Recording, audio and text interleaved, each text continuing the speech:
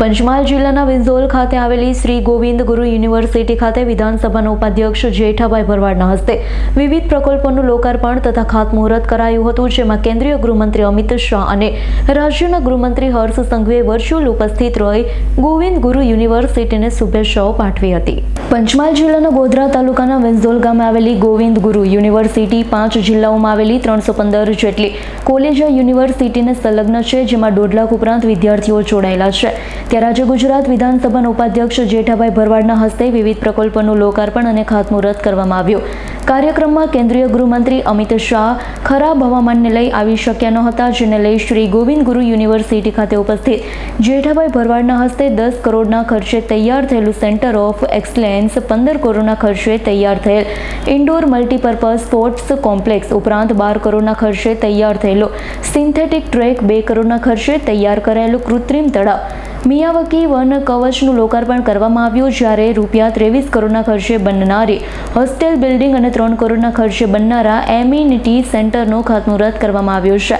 વિંઝોલ ખાતે આયોજિત કાર્યક્રમમાં ગૃહમંત્રી અમિત શાહ વર્ચ્યુઅલ માધ્યમથી જોડાયા, જેઓએ સમગ્ર યુનિવર્સિટી પરિવારને પ્રકલ્પોની ભેટ મેળવવા બદલ શુભકામનાઓ પાઠવી હતી. સાથે જ તેઓએ કાર્યક્રમમાં ઉપસ્થિત રહી ન શકવા બદલ માફી માંગી હતી. જણાવ્યું હતું કે મોદી સરકાર દ્વારા સ્થાપવામાં આવેલી ગોવિંદ ગુરુ યુનિવર્સિટી અનેક વિદ્યાર્થીઓના જીવનમાં બદલાવ લઈ આવી છે. સાથે આ વિસ્તારના આદિવાસીના બલિદાનને બિરદાવવા માટે તેનું નામકરણ ગુરુ ગોવિંદના નામ પરથી કરવામાં આવ્યું છે.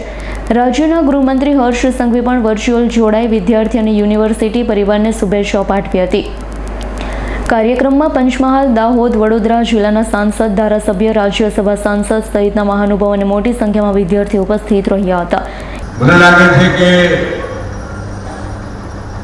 યુનિવર્સિટીની 2015માં સ્થાપના થઈ, નામ પણ ગુરુ ગોવિંદ યુનિવર્સિટી આપવામાં આવ્યું.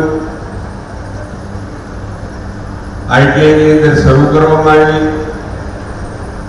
148 એકર જમીન ફાળવવામાં આવી. જમીનનો કબજો લેવાનો હતો ત્યારે પાટેલ સાહેબને અમે બહુ જ પ્રયત્ન કર્યા કે તમે જમીનનો કબજો લઈને, તો કે ના સાહેબ, હું ના લઉં. કેમ? તો કે વચ્ચે એક કે ભાઈ ઘર ખાલી કરતો નથી એટલે કબજો લેવામાં આવશે નહીં, પૂરેપૂરો કબજો સરકાર આપે તો લઈશું. અને એમાં પછી પ્રતાપસિંહની એન્ટ્રી થઈ એટલે એમણે ખૂબ સરસ રસ લીધો. ગુરુ ગોવિંદ યુનિવર્સિટી ઊભી કરવામાં એમણે જે મહેનત કરી છે એને એમણે મારી સાથે સંપર્ક રાખીને જ્યાં જ્યાં અડચણો ઊભી થઈ ત્યાં તમામ પરિસ્થિતિમાંથી સામનો કરીને છેલ્લા જે મકાનવાળા ભાઈ હતા એને મકાન બનાવીને અહીંથી શિફ્ટ કરીને એમને પણ પોતાનું કામ કરવા માટેની વ્યવસ્થા કરી આપી. ઇકબાલ શેખનો રિપોર્ટ, S9 ન્યૂઝ, પંચમહાલ. અમારી તમામ માહિતીથી અપડેટ રહેવા માટે જોડાયેલા રહો S9 ન્યૂઝ સાથે.